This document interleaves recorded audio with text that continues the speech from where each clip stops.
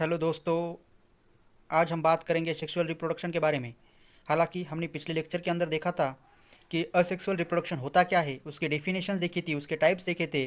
जैसे कि फिजन्स, बर्डिंग्स और वेजिटेटिव प्रोपेगेशंस। बर्डिंग जो फिजन्स है उसके भी दो टाइप्स होते हैं, बाइनरी फिजन्स और मल्टीपल फिजन्स। उसके बारे में भी हमने बात की थी। तो आज हम आ रहे आपके सामने नया टॉपिक लेके सेक्सुअल रिप्रोडक्शन के बारे में। तो सेक्सुअल रिप्रोडक्शन होता क्या है, उसके डेफिनेशंस आज हम देखेंगे। उसके कुछ कैरेक्टर है, उसके बारे में भी हम बात करेंगे। देख सकते हैं आप लोग इस स्क्रीन के ऊपर जो डेफिनेशंस है सेक्सुअल रिप्रोडक्शन की। तो सेक्सुअल रिप्रोडक्शन के अंदर क्या होता है, गैमेट्स का इन्वॉल्वमेंट होता है। इसके अंदर दो गैमेट्स रहते हैं, एक तो मेल गैमेट या फीमेल गैमेट। तो यहाँ पर हम डेफिनेशन देखेंगे। It is the reproduction that involve formation of male and female gametes either by the same individual और by different individual of the opposite sex. इस रिप्रोडक्शन के अंदर, सेक्सुअल रिप्रोडक्शन के अंदर मेल या फीमेल गैमेट का formation होता है। उसके बाद में वो जो गैमेट रहते हैं एक ही इंडिविजुअल के ऊपर या डिफरेंट इंडिविजुअल के ऊपर आपको देखने को मिलते हैं। It is result in offspring that are not identical to the parent और अमोंग देमसेल्फ। ये जो ऑफस्प्रिंग होते हैं ये एग्जैक्टली अपने पेरेंट के जैसे नहीं रहते। मॉर्फोलॉजिकली उसके अंदर कुछ ना कुछ चेंजेस आप लोगों को देखने को मिलते हैं। It is an elaborate complex and slow process as compare to the asexual reproduction. ये जो प्रोसेस है इसके अंदर ये असेक्सुअल रिप्रोडक्शन से बहुत स्लो है, कॉम्प्लेक्स है और इलेबोरेट। इसका मतलब होता है एक्सपांडेड प्रोसेस है। ये जो सेक्सुअल रिप्रोडक्शन है ये थोड़ा सा एक्सपांडेड है, कॉम्प्लेक्स है as well as slow process है। The period of the growth to reach in maturity for the sexual reproduction is called the juvenile phase. juvenile phase किसको बोलते हैं? जो कि पीरियड रहता है, कौन सा पीरियड, मैच्योरिटी होने तक का, और उसके बाद में जो सेक्सुअल रिप्रोडक्शन तक की जो स्टेज रहती है वो उसको हम जुवेनाइल फेज बोलते हैं। और इसी फेज को प्लांट के अंदर हम वेजिटेटिव फेज भी बोलते हैं। In higher plant the flowering indicate the end of the vegetative phase. जो फ्लावरिंग प्लांट्स होते हैं, जो हायर फ्लावरिंग प्लांट होते हैं, उनके अंदर जो फ्लावरिंग है वो इंडिकेट होती है vegetative and of the vegetative phase. जो वेजिटेटिव फेज रहती है उसके एंड के अंदर वो फ्लावरिंग को इंडिकेट करने का काम करते हैं। वेजिटेटिव फेज जो है वो ग्रोथ या मैच्योरिटी पूरी हो जाने के बाद उसको हम, अगर कोई प्लांट है उसकी पूरी जो फेज है, अगर कोई प्लांट है उसकी पूरी ग्रोथ हो जाती है, इसका मतलब रिप्रोडक्शन के लिए वो प्रिपेयर हो जाता है। ऐसे वहाँ तक की जो स्टेज रहती है उसको हम वेजिटेटिव फेज बोलते हैं, जो कि फ्लावरिंग इंडिकेट करता है at the stage of vegetative phase. उसके बाद में क्या होता है, एनुअल एंड बाइनियल जो प्लांट होते हैं show the clear cut vegetative, reproductive and senescent phase. ये इस फेज के बारे में भी हम बात करेंगे। वेजिटेटिव जो कि मैच्योरिटी तक जो फेज बोलते हैं उसको हम वेजिटेटिव फेज बोलते हैं। उसके बाद में रिप्रोडक्टिव फेज रहती है, वो जो फ्लावर्स होते हैं उसके अंदर रिप्रोडक्शन हो जाता है, वो फुल्ली मैच्योर हो जाते हैं।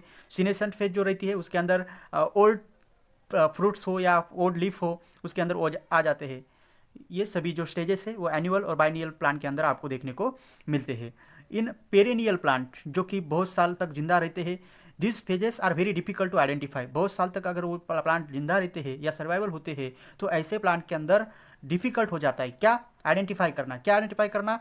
फेजेस आइडेंटिफाई करना। कौन से फेजेस? वेजिटेटिव, रिप्रोडक्टिव और सीनेसेंस फेजेस को आइडेंटिफाई करना थोड़ा मुश्किल हो जाता है।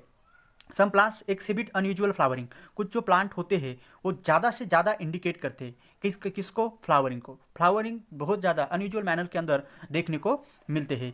क्यों? कौन से प्लांट होते हैं ऐसे? सिमल पैरिटी जो प्लांट होते हैं, फॉर एग्जांपल बाम्बू लाइफ में एक ही बार उसको फ्लावर आते हैं, एक ही बार वो सीड्स को प्रोड्यूस कर पाता है, एक ही उसके पूरे जीवन काल में खाली एक ही बार वो फ्लावर्स को या सीड्स को प्रोड्यूस कर पाता है। ऐसे पूरे जो प्लांट्स होते हैं या एनिमल्स होते हैं उसको हम सिमिल पैरिटी कहते हैं। Species flower only once in their lifetime के अंदर खाली एक ही बार वो फ्लावर को प्रोड्यूस करते हैं या produce large number of fruits and die. उसके बाद में वो डाई हो जाते हैं, मर जाते हैं। एक ही बार वो फ्रूट्स को क्रिएट करेंगे पूरे जीवन काल में अपने।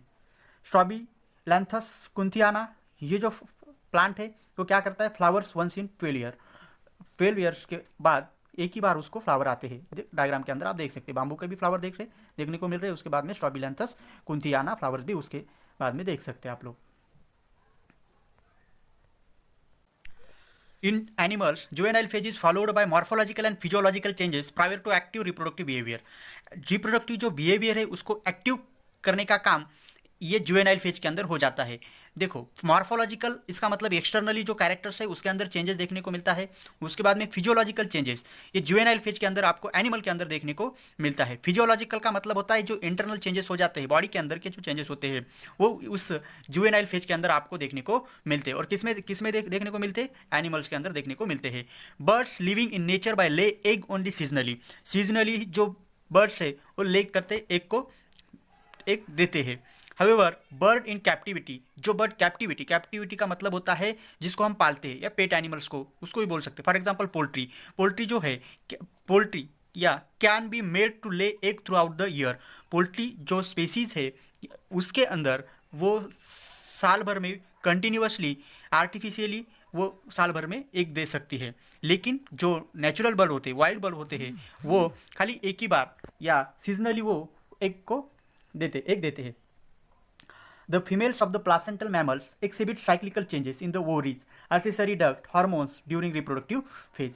इसके अंदर प्लासेंटल मैमल्स जितने भी है उसके अंदर एक्सिबिट का मतलब होता है बढ़ते हैं। क्या बढ़ते हैं? Cyclical changes. किसके अंदर होते हैं? ओवरीज के अंदर, एसेसरी डक्ट के अंदर, जो कि उसको सपोर्ट करने का काम करती है, या कुछ hormonal changes during the reproductive phase. Reproductive जो फेज है उसके अंदर ओवरीज के अंदर, एसेसरी डक्ट के अंदर, हार्मोन्स के अंदर बहुत सारे साइक्लिकल चेंजेस हो जाते हैं। It is called as the estrous cycle. अगर ये साइक्लिक चेंजेस हो जाते हैं तो उसको हम इस्ट्रोस साइकिल कहते हैं। In non primates, cow, sheep, rat, deer, dogs, tiger. Primates और नॉन प्राइमेट्स क्या होते हैं इसके बारे में भी हम बात करेंगे। And menstruation cycle in the primates like the monkey, apes and humans. जो मेनिस्ट्रुएशन साइकिल है आप लोगों को मंकीज के अंदर, एप्स के अंदर या ह्यूमंस के अंदर देखने को मिलती है। ये थोड़ा सा साइकिल्स को थोड़ा सा ध्यान से पढ़ो। इस्ट्रोस साइकिल किसको बोलते हैं और मेनिस्ट्रुएशन साइकिल किसको बोलते हैं, और वो किसके अंदर होती है। इस्ट्रोस साइकिल आपको नॉन प्राइमेट्स के अंदर देखने को मिलेगी और मेनिस्ट्रुएशन साइकिल आपको प्राइमेट्स के अंदर देखने को मिलेगी। अब ये प्राइमेट्स क्या होता है? प्राइमेट्स का डिवीजन हमने on the basis of development of the brain की जो डेवलपमेंट है, या ह्यूमन से जितने भी रिलेटेड जो एनिमल्स है जिनकी कैपेसिटी, क्रैनियल कैपेसिटी ज़्यादा होती है, ऐसे एनिमल्स को हमने प्राइमेट्स के अंदर क्लासिफाइड किया है। For example monkeys, chimpanzees, apps, ये बहुत सारे जो ह्यूमन से रिलेटेड करते हैं या शार्प माइंडेड जो होते हैं उनको हम प्राइमेट्स बोलते हैं। और जो नॉन प्राइमेट्स है जिसकी जो क्रैनियल कैपेसिटी हो या ब्रेन के अंदर ज़्यादा डेवलपमेंट नहीं रहती, जो ह्यूमन से ज़्यादा रिलेटेड नहीं करते, उनको हम नॉन प्राइमेट्स बोलते हैं। Based on breeding season, mammals are two types.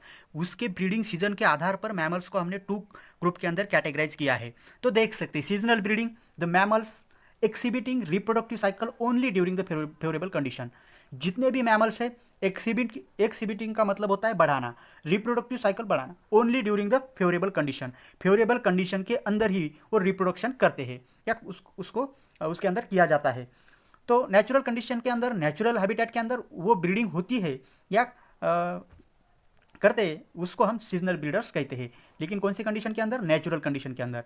और कंटिन्यूस ब्रीडर्स, उसके नाम में ही है, they are reproductively active throughout their reproductive phase.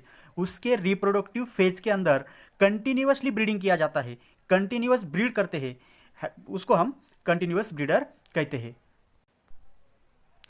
हमने पहले लेक्चर में मैंने कहा था कि हर किसी का जन्म मरने के लिए होता है, लेकिन यूनिसेल्युलर छोड़ के बाकी हर कोई मरता है। इसके बारे में भी मैंने बताया था आप लोगों को।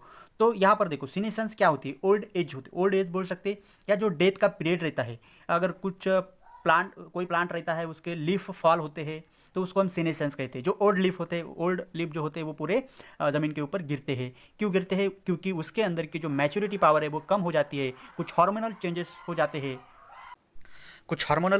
जाते हैं, उसकी वजह से ये सीनेशन जो स्टेज है जीवन के अंदर की बहुत ही इंपॉर्टेंट या लास्ट स्टेज भी उसको आप बोल सकते हैं। It is the last phase of the life span and and of the reproductive phase. Reproductive phase की वो एंडिंग प्रोसेस है, लाइफ स्पैन की लास्ट प्रोसेस है, इसको हम सीनेशंस या ओल्ड एज भी बोल सकते हैं। During this concomitant changes occurs in the body के अंदर बहुत सारे चेंजेस आप लोगों को देखने को मिलते हैं। जैसे जैसे आदमी या कोई प्लांट हो या कोई भी लिविंग ऑर्गेनिज्म हो, उसका एज हो जाता है तो उसके अंदर की जो मेटाबॉलिक एक्टिविटी है वो स्लो हो जाती है। उसके बावजूद अल्टीमेटली कभी कभी ज़्यादा मेटाबॉलिक एक्टिविटी कम हो जाने की वजह से या कोई अचानक से बॉडी के अंदर बदलाव आ जाने की वजह से उसकी डेथ भी हो सकती है। तो ये एज के अंदर आप लोगों को देखने को मिलता है। In plant and animals hormones causes transitions, ये जो अवस्थान्तर हो बोलते हैं उसको हम, हो जाता है किसके अंदर हो जाता है, जुवेनाइल, रिप्रोडक्टिव और सीनेसेंस फेजेस के अंदर। तो बहुत सारे ट्रांजिशंस हो जाते हैं जुवेनाइल, रिप्रोडक्टिव और सीनेसेंस के अंदर फेज के अंदर। Interaction between hormones and environmental factor regulate the reproductive process and the associated behavioural expressions of the organism. ये जो फैक्टर्स होते हैं, इन्वायरमेंटल हो या जो हार्मोनल फैक्टर्स है, इनके अंदर इंटरेक्शन हो जाता है reproductive process as well as associated behavioural expression of an organism. जो ऑर्गेनिज्म है उसके इस प्रोसेस के अंदर बहुत सारे इंटरेक्शंस या जो हार्मोन्स रहता है या इन्वायरमेंटल फैक्टर्स रहते हैं उनके अंदर इंटरेक्शन होता है और वो रेगुलेट करते हैं किसको, रिप्रोडक्टिव प्रोसेस, और जो बिहेवियरल एक्सप्रेशन है ऑर्गेनिज्म के उसको वो रेगुलेट करने का काम करते हैं। आगे हम बात करेंगे कुछ जो इवेंट्स होते हैं, स्टेजेस इन सेक्सुअल रिप्रोडक्शन के जो स्टेजेस रहते हैं या इवेंट्स रहते हैं, 3 प्रकार के। प्री फर्टिलाइजेशन के अंदर क्या होता है, फर्टिलाइजेशन के अंदर क्या होता है, पोस्ट फर्टिलाइजेशन के अंदर क्या होता है, गैमेटोजेनेसिस क्या होती है, गेमेट ट्रांसफ़र क्या होता है, इसके बारे में हम आगे के लेक्चर में देखेंगे। तो इसके लिए अगर ये वीडियो आपको अच्छा लगता है तो लाइक करो, सब्सक्राइब करो और शेयर करना ना भूलो। Thank you, have a nice day.